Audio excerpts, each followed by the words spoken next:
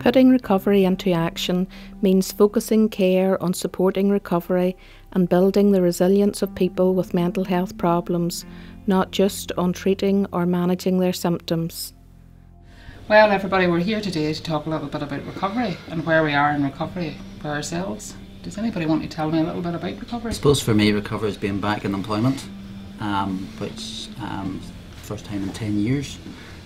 So it was quite a frightening experience, but the great thing for me is that when I lost my job, which I tried very hard to stay in, it was the start of a road of isolation for me, and I cut myself off. I dreaded the question, oh, well, what are you doing now?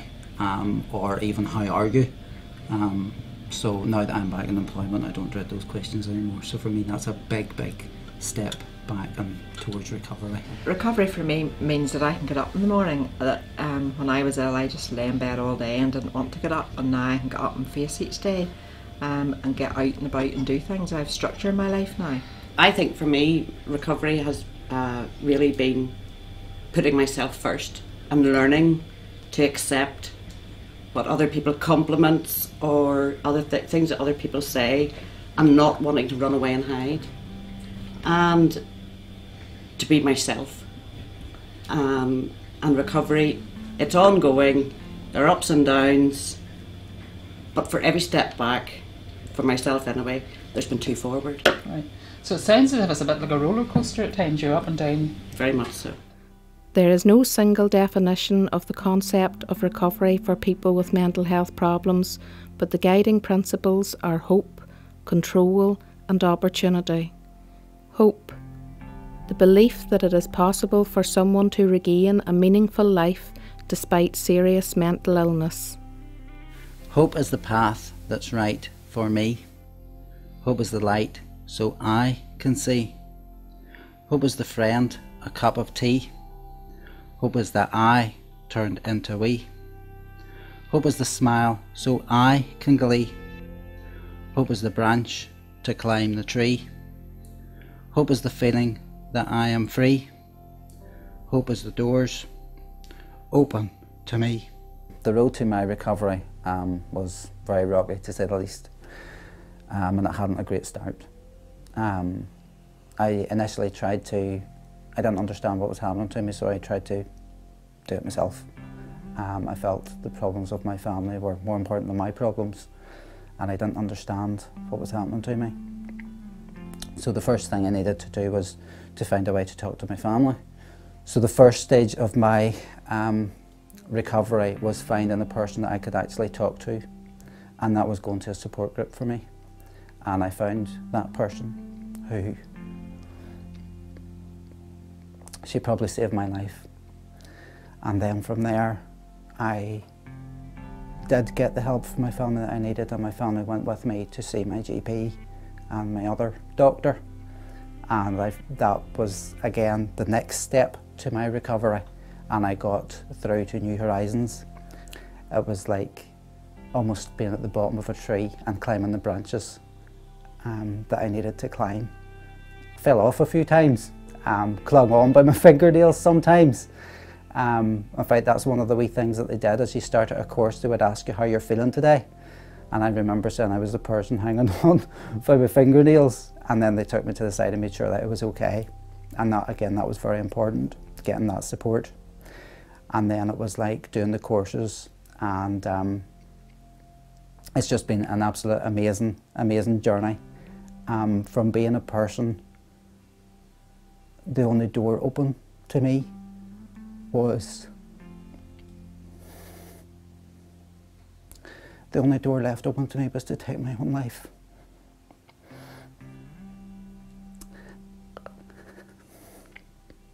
And to go from that, to go from a person who couldn't make themselves a cup of tea,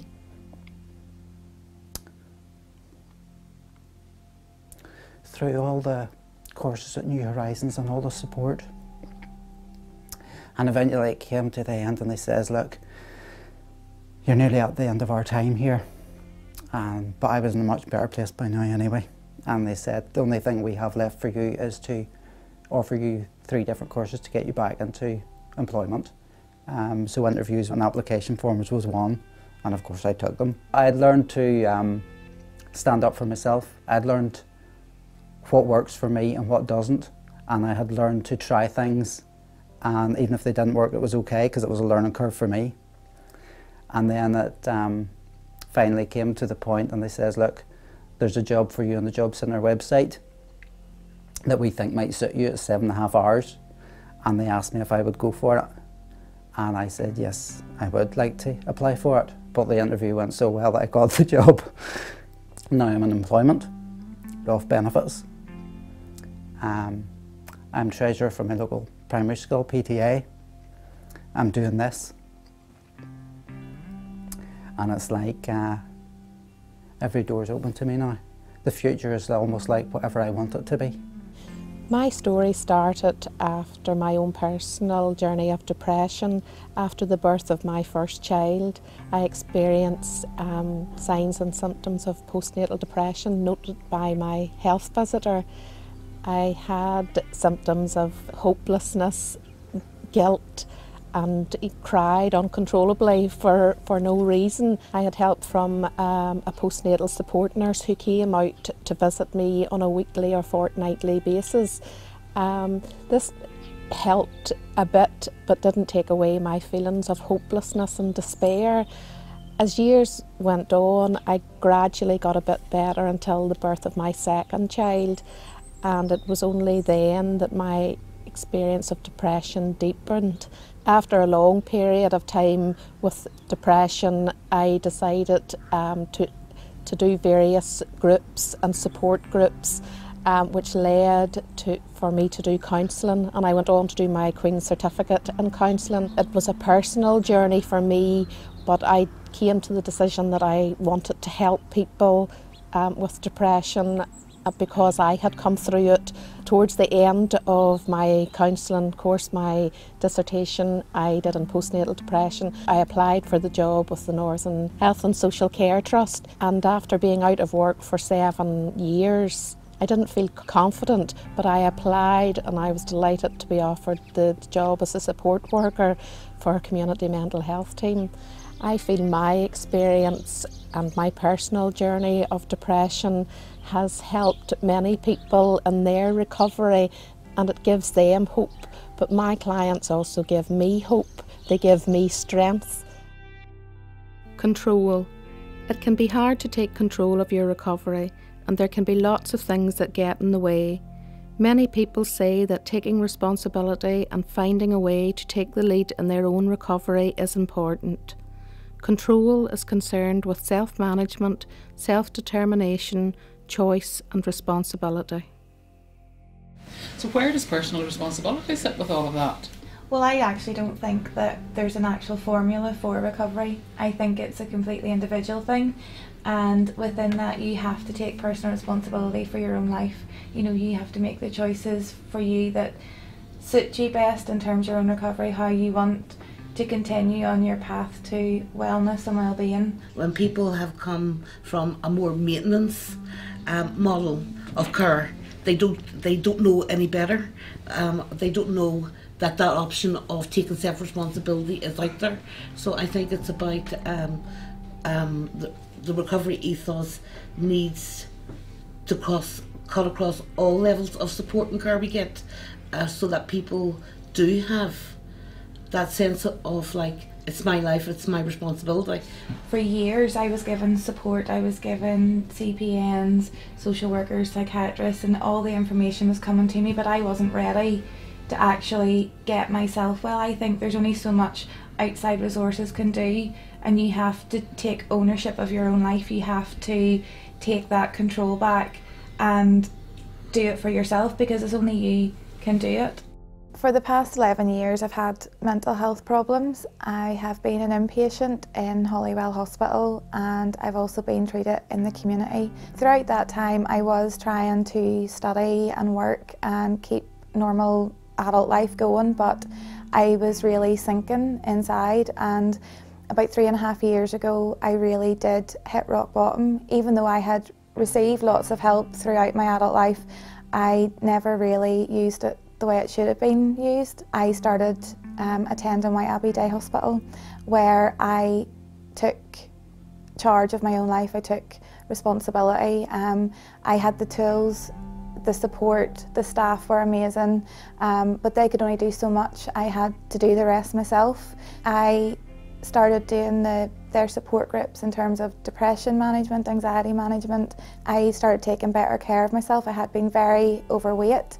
I started doing their weight management program and have lost over 6 stone in weight. I now exercise, I swim, I take really good care of my body physically, which has also had a really good impact on my mental health. I have recently completed Wellness and Recovery Action Planning. It's a 2-day course which focuses on recovery.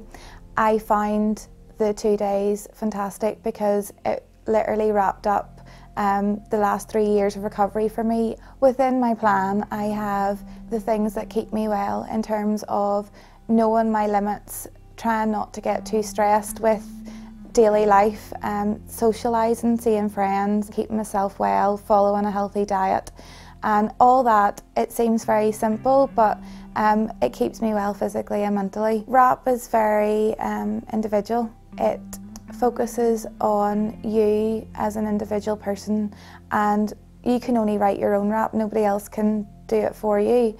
And I find that because I was in a good place whenever I went on my course, I find it easy to look back at when I wasn't well. I have the tools now to deal with my mental health. One of the things I'm interested in is about advocacy and self-advocacy. Where does that sit within recovery? Basically having a belief in yourself and your belief in your skills and be able to express your rights and your feelings and your thoughts. But, you know, nobody actually starts off being ill. Yeah. There's always a chain of events. You lose your hope, you lose your self-respect, you lose your identity. Right, and then, so what gives you back your hope? If you're going to keep yourself well, keep yourself out of hospital, keep yourself from self-harm, you've got to find the help that you need to do that, and it's finding that help, and that can be your GP, it can be community organisations, it can be your family, but you've got to find that help. Self-advocacy is a concept of basically standing for one's rights and expressing your thoughts and your feelings. It is very difficult to talk these things when you're basically unwell, because you're all mixed up, you're full of fear, anxiety, all the negative things that make up an illness. So when you're a self-advocate, when you're compos mentis, you do things a lot better. It's structure. It's very easy to sit in the house and dwell and dwell and dwell, but to get out and do things, it's good. To meet other people is good. But to sit in the house, it's very negative. The turning point for me was when my social worker got me to New Horizons. Going to the RAP course, I really did enjoy it. So what difference did it make for me? The difference is it's giving you more confidence, more self-esteem, more awareness of who you are, that you're not useless, that you have a lot of things to give to the community, that you're basically a human being. But to sum the whole thing up, as Jack Nicholson says, it's as good as it gets. So I suppose when we talk about the RAP, the Wellness Recovery Action Plan, we talk about the daily maintenance and the education for ourselves. Where does that sit then? It all comes under the heading of structure. What makes you happy? It's like a gardener. There's a garden and the rose, right? If you neglect the rose becomes, it dies, it withers away. Same thing with anybody else. Right. So the daily maintenance that you do on a day-to-day basis? It's like a garden. Opportunity links recovery with social inclusion and thus people's participation in the wider society. People with mental health problems wish to be part of a community, to be treated as a valued member and to contribute and have access to the opportunities that exist within those communities.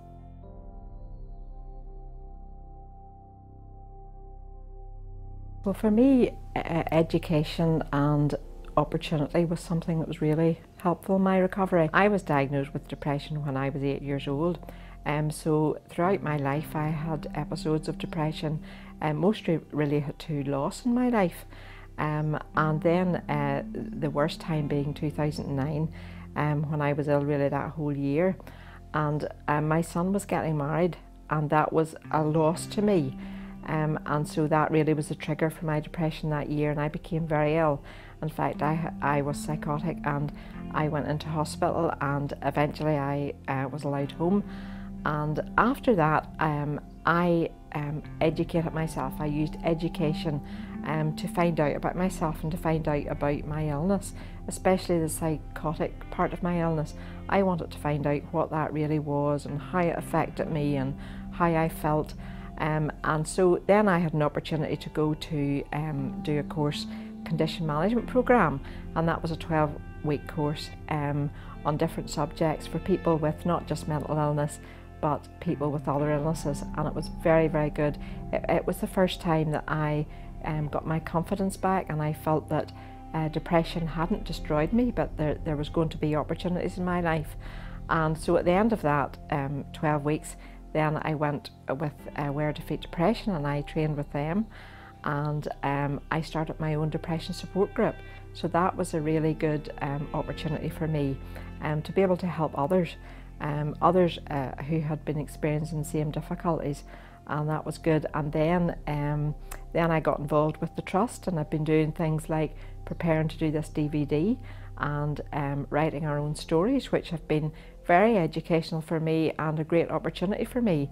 And in fact, I hope to get back to work full time. I think although we get support from other people, I think it's building up about your own support within yourself, and building up about, I think I'm at the stage anyhow at the minute where I'm sort of thinking, well, what is it I want? What are my needs? One of the important things would be the role that your friends and carers or family play in the whole of recovery, because being on that side, I've been on both sides as a service user and a carer, and it's very difficult for carers actually to realise and understand. Kind of mistakes that families make is that they don't know any more than you do, and you're busy trying to work out what's right for you, so they put themselves in your position and they say, well, this would work for me. Yeah. If you surround yourself with people that don't inspire you, that also has knock on effect on you as well. So it's about surrounding yourself with positive yes. people. Yes. People who will actually, you feel that uplift you, and you feel good in their company. Yes. The turning point in my recovery journey happened around 2000, when I had the opportunity to go and look at service user involvement in services in England. It opened my eyes as to the range of options and choice and potential that there was for real service user involvement. Another level of support that was really important in my recovery journey has been being involved in peer-led initiatives such as LAMP, which is an acronym for Life After Mental Health Problems, which is a service user-led and run group in Belfast. Being involved with Mind Yourself, which is a service user-led and run group. The support that I most valued from that group was being with other people that I knew have been through similar to what I'd been through myself, and it was being on that equal playing field with them. The empathy that I felt within the group was very important to me, and also the acceptance of me and who I was very important, in that I was able to receive positive feedback from them to help myself, especially in my interpersonal skills. Also with the opportunity then to go on and be involved with the likes of the Bamford Review, being involved currently in the Bamford Monitoring Group, being involved now with INROC. A different strand of support or fellowship that I have really valued has been my church family, or my faith family. My spiritual needs to be met was important to me, knowing that I could have fellowship and discussion and talk about my belief system was important to me. Having fellowship with people that were like-minded. My hobbies and interests, we become involved in a book club. It meets my intellectual needs, and that it's stimulating conversation, and I'm sharing my opinions and my thoughts on something, and it's been accepted for my opinions and thoughts and my ideas on something. My grandchildren are currently, I suppose, what my biggest support network at the minute. Just the sheer delight of children, having children per se around you, and their spontaneity, unconditional self-regard, unconditional love. They're so spontaneous. It gives me a sense of great pleasure and enjoyment being with them. They've really been a big factor in my mental health and maintaining good mental health.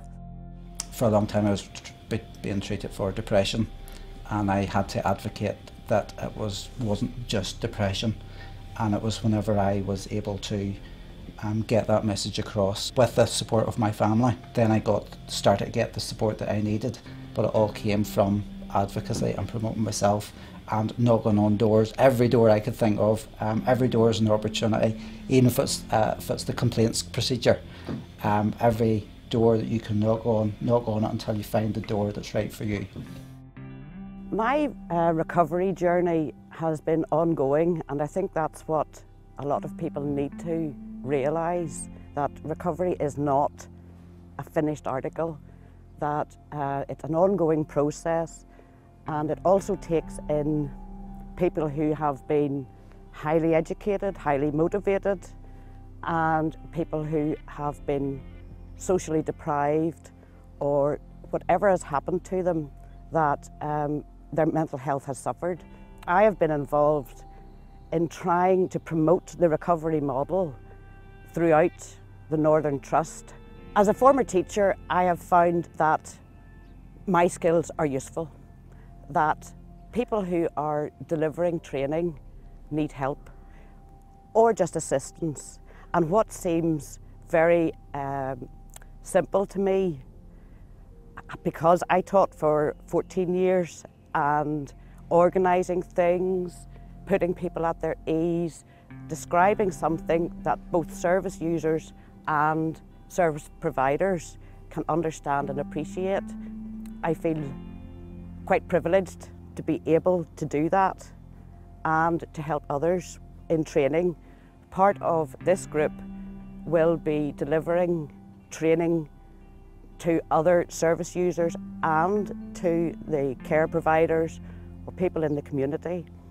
Co-production is something that is mentioned a lot, and that would be for service users and service providers to work together to try to push on in whatever capacity or recovery way possible. Everyone's story is different, but everyone is on their own journey of recovery. The skills that I thought I would never use again has opened up so many doors. Recovery is not about getting rid of problems, it is about seeing beyond a person's mental health problems, recognising and fostering their strengths, interests and dreams. It is clear that recovery is not an intervention. It is a description of the processes underlying the struggle of people with mental ill health to live meaningful and satisfying lives. Recovery is often described as a journey, with its unavoidable ups and downs, and people often describe themselves as being in recovery rather than recovered.